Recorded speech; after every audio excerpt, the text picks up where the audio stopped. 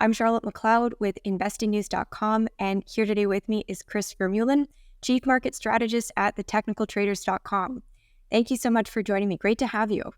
Always a pleasure, Charlotte. Thanks for having me back. Really good to be speaking with you. We are catching up after about 6 months, maybe just over 6 months, because we spoke last at the beginning of December.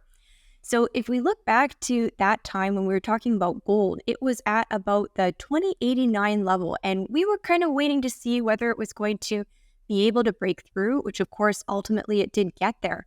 But I wanted to start off with gold and just ask you, the trajectory that we've seen so far through 2024, was that as you expected? Were there any surprises for you when it came to gold's movement? Right. So gold is moving pretty much exactly as we expected. It had a very strong chart pattern as last time you and I spoke about 6 months ago. We were waiting for that next rally up to around 2,300, 2,400, which it has hit. And we've been seeing gold trade sideways for the last several months, which is another bull flag pattern. This pattern is known as a halfway point on a chart. And when I'm looking at the daily chart of gold, it is pointing to about 2650 to 2750 for gold over the next 2 to 3 months. So I'm still very bullish on gold. As you and I are speaking right now, gold, silver, and miners are having a very big up day. And it'll be interesting to see how those things unfold, because this is a time in the stock market where we tend to see precious metals. We even see energy stocks, and we see industrial stocks do very well. And all three of those have very strong chart patterns. They're all trading at or near all-time highs. And all those things together are telling us, hey, we're in the late stages of a bull market. We have been for a while, but these major cycles take a long time to play out. And gold, silver, miners, and energy stocks all come to life. And they have come to life, but they're ready for another push. So I'm still bullish on the space, and 2650, 2750 for gold is, I think, going to be the next stop here. Okay, and I definitely want to get a little bit more context around that 2650, 2750 potential move for gold. Because also in that last conversation, we talked about the possibility of a stock market correction where we see a big pullback there that also then pulls gold back at least for some time. So can you put that into context around that move that you see coming in the near term for gold? Yeah, so I could show you kind of a chart here of what I see for gold and how it kind of relates to several different things. So let's just take a look at gold, and let's jump to the monthly chart.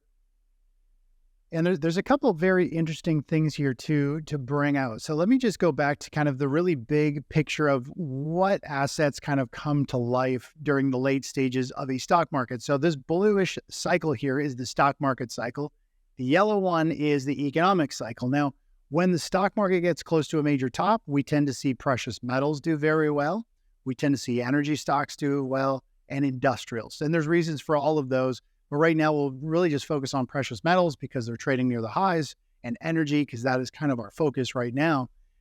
So knowing that all three of these have come to life, they're performing very well. When we take a look at the long-term stock market chart, as you said there, Charlotte, I believe, we've had a multi-year consolidation in gold, and we saw the start of a new super cycle in gold, I think, in 2019. And right now we're seeing a run-up of this is late stages, just before we go into a stage 4 decline or a bear market, whatever you want to call it, a financial reset or crash. We tend to see gold, silver, and miners do very well. Now, what's interesting is we started a new super cycle back here early in 2003, 2004. Gold started to run, and then it had a kind of a multi-year consolidation. And then we saw a big run up in gold, silver, and miners. This is going right into the top of 2008 before the stock market crash. And so all of these things that happened right here, are also happening right now again. And this kind of just rinses and repeats. These are massive cycles that take, 15 years or more to unfold. So a lot of people don't catch these, or they don't realize how they work. But what the really big important part here, as you just kind of mentioned from our last talk, is when the stock market has a correction, we tend to see precious metals get pulled down with that. Now, gold pulled back about 34%, silver pulled back about 60+%.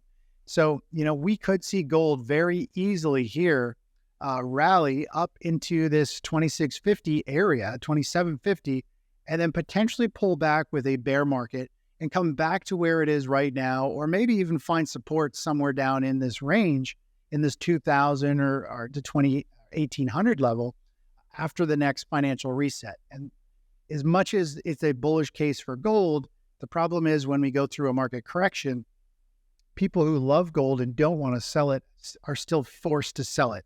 And that's why we had a big correction in gold and silver during these financial crises. It's a financial crisis because people are running out of money, they lose their jobs, they're defaulting, companies are going under, and people get margin calls. And so we're going to get this selling. So I think gold, if we were to break it off from a short-term trader perspective, gold and silver and miners, I think, are bullish for another 1 to 2, maybe 3 months. Whereas, you might be able to pick gold back up at the same price or a bit cheaper 6, 8, 12 months from now, just before we start the next multi-year rally where gold could go up into $3,000, $5,000 range. Who knows where that next stop will be? But that's kind of the big picture view of what I see with precious metals. Short-term bullish, long-term really bullish, but there is going to be a little bit of volatility, I think, as the stock market has a correction going forward.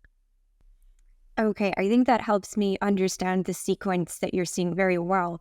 I wonder if we can look a little bit more closely at silver and maybe look at the chart for that as well, because since our last conversation, silver has gotten above $3 per ounce. I'm not sure if it's above there at this moment, but it's spent a decent amount of time there. And people see that as a really important level. And since you're always watching the charts, I'm curious to get your take on silver and what that means. For sure. Silver is more volatile. It's a little bit messier of a chart, but it's the same type of scenario. We had a kind of a new super cycle start in 2019, other than the COVID crash, which pulled things back. It's had a multi-year consolidation, and we're starting to get that run higher. Now, I do think we have about higher potential. I think we have about 34, 36, maybe a little bit higher for silver over the next few months. So percentage-wise, there's still a very big potential upside move, 20% move to the upside.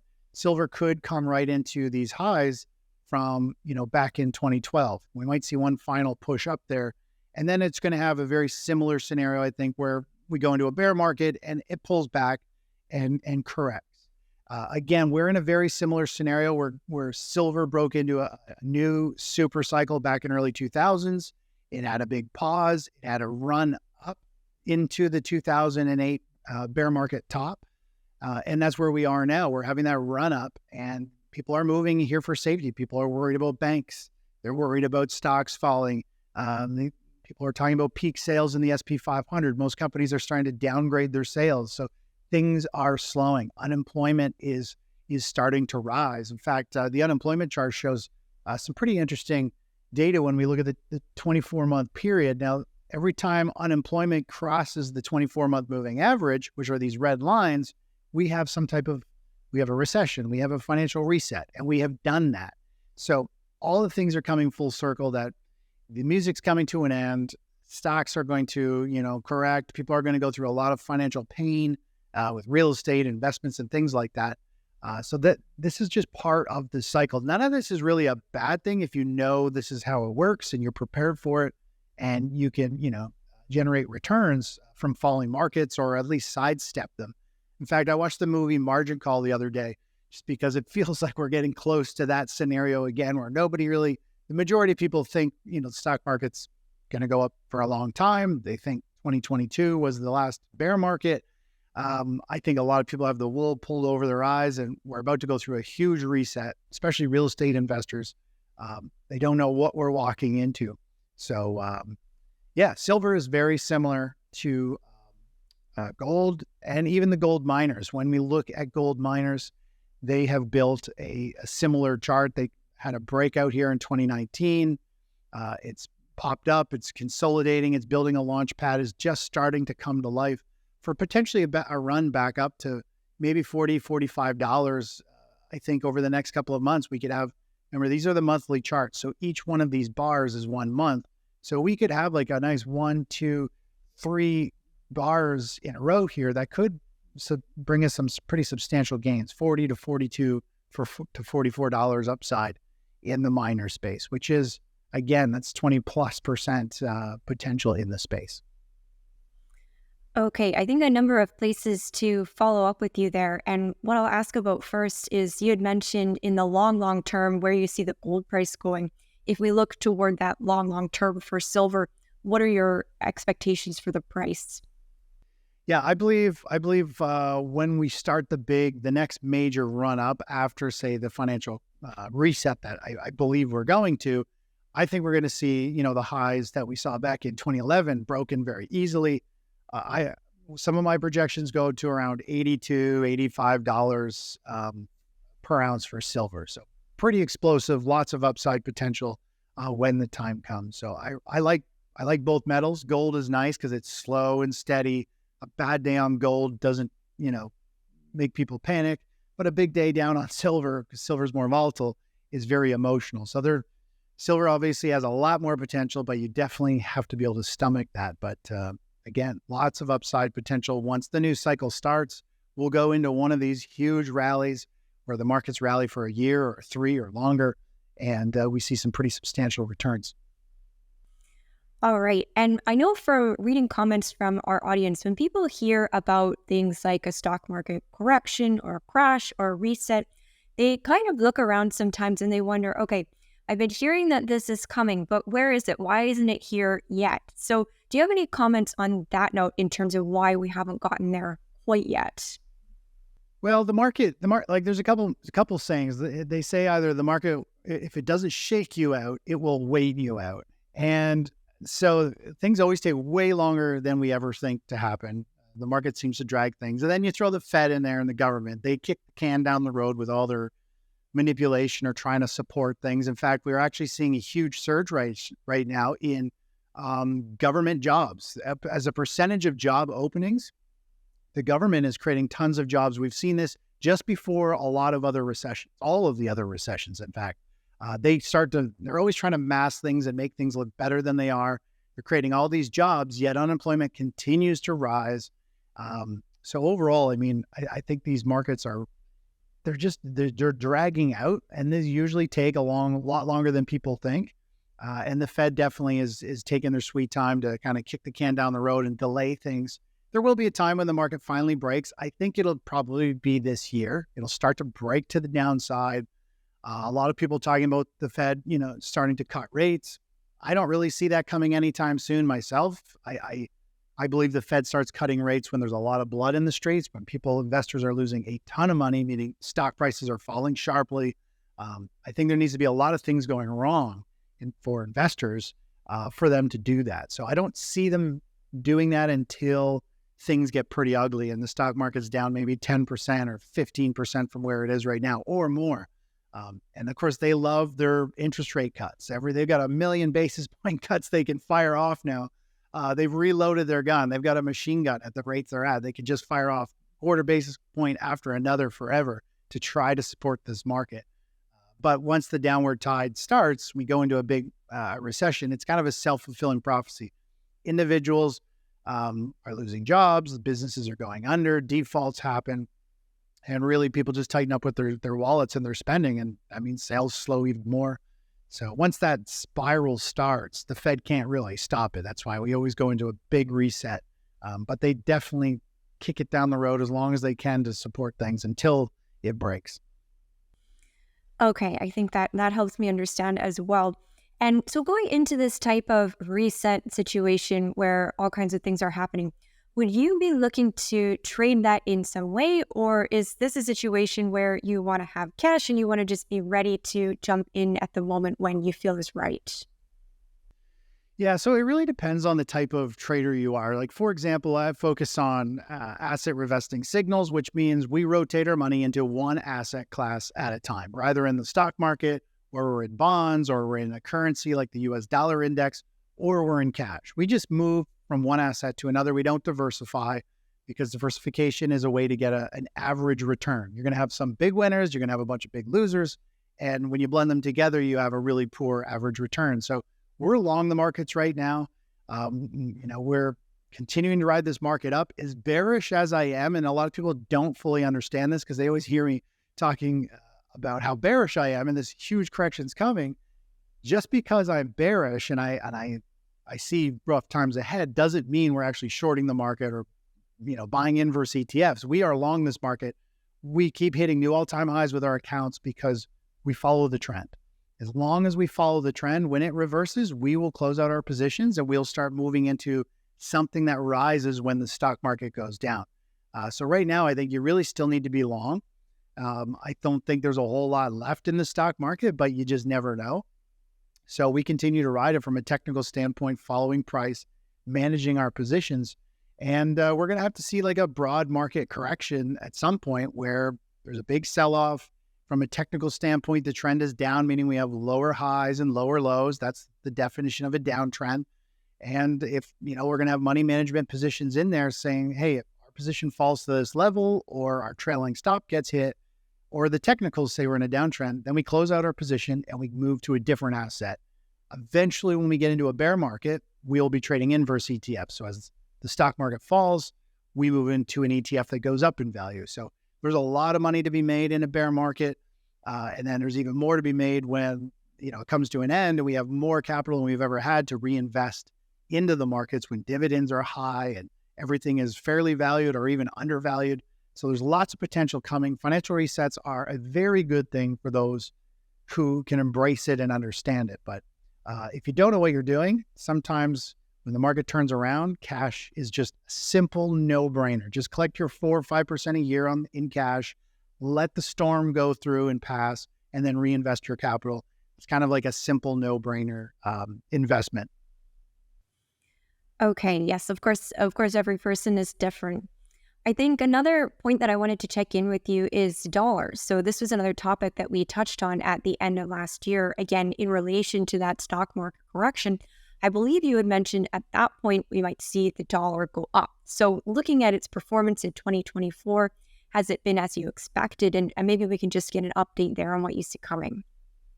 Yeah, so I'm still bullish on the dollar. It's really, when you look at the monthly chart from a long-term standpoint, it is pointing to higher pricing, quite a bit higher. So the dollar is building a big launch pad. It's been trading sideways in a range for a long time. That is a good thing. And we're not really going to see that, I think, take off until we start to go into a financial crisis. Stock market starts to sell off. People get nervous. The US dollar index tends to do very well and starts to rally. That's also one of the reasons why we see precious metals get hit, is because there's forced liquidation in the markets in general from falling pricing. But then the dollar starts to rocket higher, just like it does pretty much in every bear market.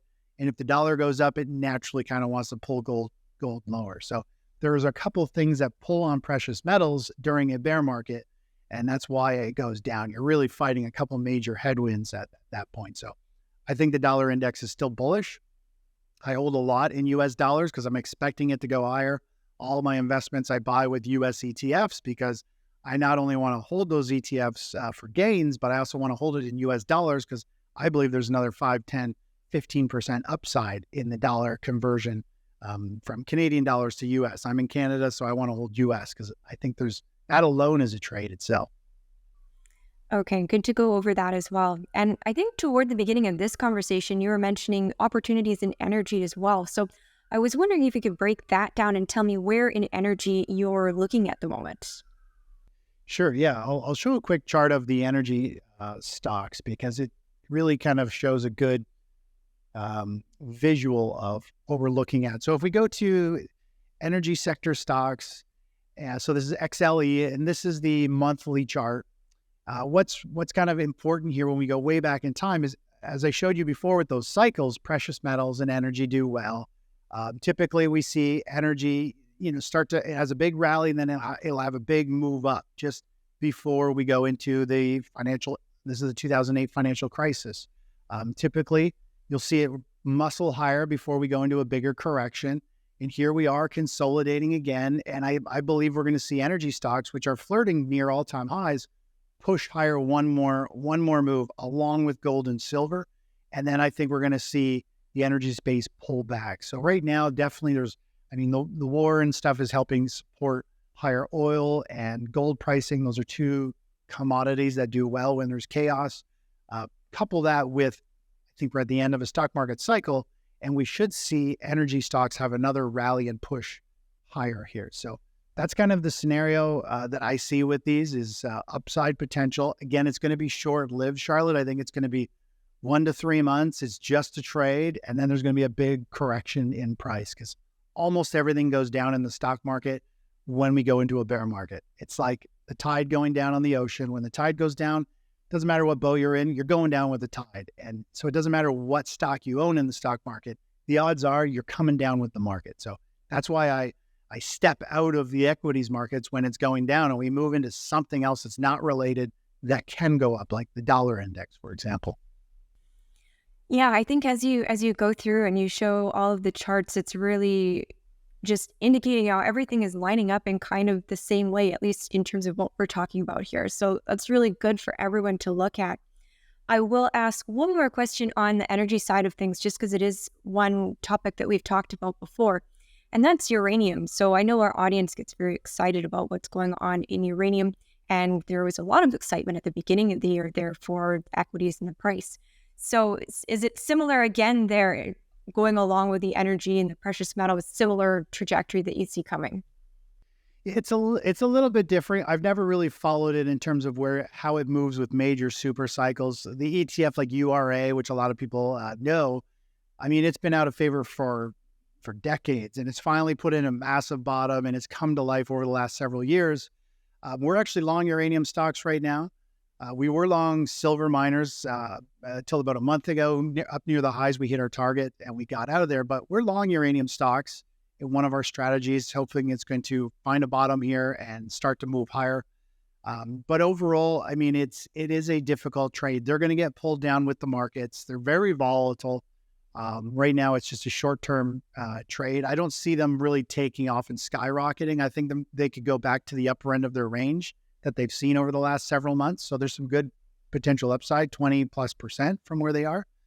But other than that, it is just a trade. I do think after the financial reset, if we have one, we will eventually. The question is it now or 10 years from now? But I do believe uranium stocks are going to be absolutely phenomenal play. I'm getting pretty big into the climate and clean tech space in terms of a movie that I'm working on called The Goldilocks Mission. We're actually keynote speakers in London, UK, about a month and a half ago on the topic. And uranium is actually one of nuclear power is one of the cleanest ways to power this planet. And I think that's why we're seeing it come to life. It's probably why we're seeing uranium pricing skyrocket. So I really think that this is something most people never want to touch or think about or trade. But the reality is it's actually probably one of the best ways for us to generate power, especially with EV, everything, electric planes, electric cars. We're going to need these little micro plants that, they can't even have meltdowns. They're actually very safe now. So uranium, I think, is going to be huge in terms of opportunity, maybe even bigger than precious metals, to be honest, than miners. I think they both have very big explosive moves, but we just have to let the market unfold and wait for that opportunity to come, which probably is going to be next year or a little longer than we anticipate, most likely. Okay, certainly I think you're preaching to the uranium choir, at least on this channel. So thank you for going into that there. So we're talking a lot about this financial reset that's coming. We don't know when, but it will come eventually. And also, I think you've been mentioning a lot how people really don't understand what's coming. You don't know what's going to be ahead. So is there any clarity that you can share there on, what exactly we're heading into here? Can you conceptualize that a little bit? In terms of the financial crisis, you mean? Right. So, I mean, it's generally like a big domino effect of how things unfold. And really, we're starting to see unemployment rates go up, which means fewer people have money. They're going to run out of money. We're seeing lots of full-time layoffs. It's actually gone negative. There's charts that show every time this happens, we go into a recession. So people are starting to lose their jobs. Contractors are starting to get their hours slashed, so fewer hours. We've seen the amount of excess savings in U.S. bank accounts has now dropped dramatically from where it was pre-COVID. People are now running out of money and down. 70% of Canadians and Americans are living paycheck to paycheck, and fewer have jobs. So as they run out of money, credit card debt is now starting to spike. It'll just take time to bleed over to people not being able to pay their rent and or their mortgage, and the people who own rental properties who aren't getting rent from their renters can't afford their rental properties. We're got housing defaults. It'll bleed into the banking system.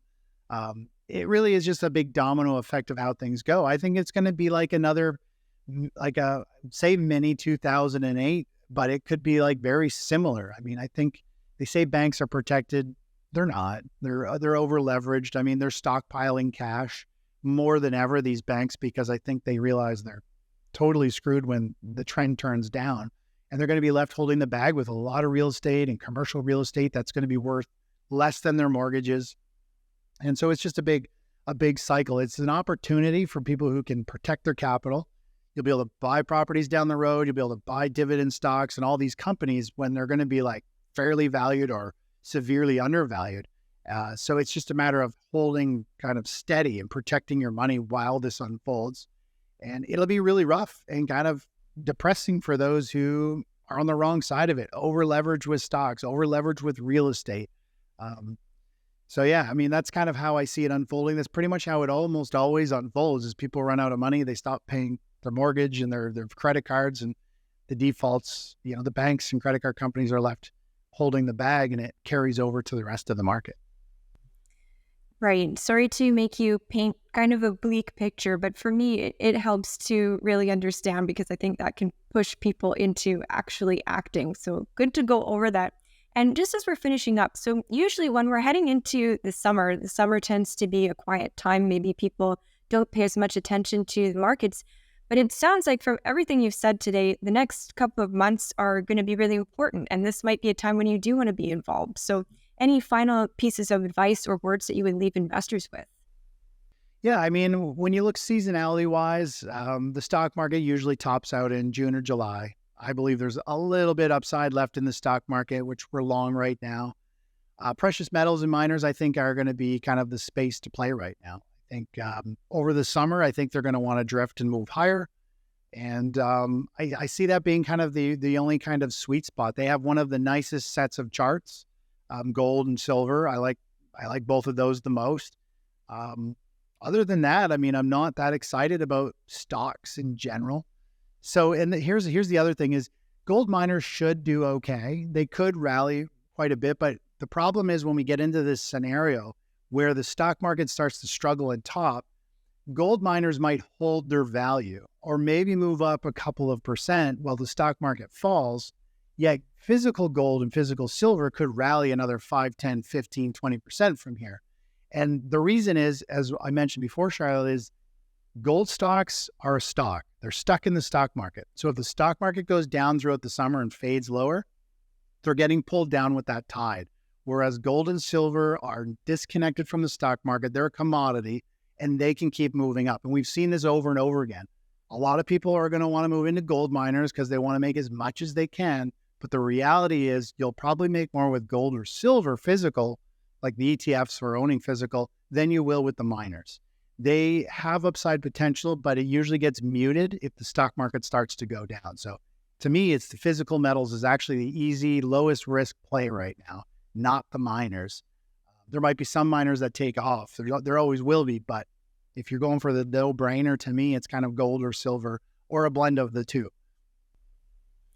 Okay, that's a really good takeaway. I do hope that people have made it to the end here to hear that. So thank you so much for coming on to talk and to go over what's going on in gold and silver and overall the markets. My pleasure, Charlotte. Of course. And once again, I'm Charlotte McLeod with investingnews.com, and this is Chris Vermeulen. Thank you for watching. If you like this video, make sure you hit the like button and subscribe to our channel. We'd also love to hear your thoughts, so leave us a comment below.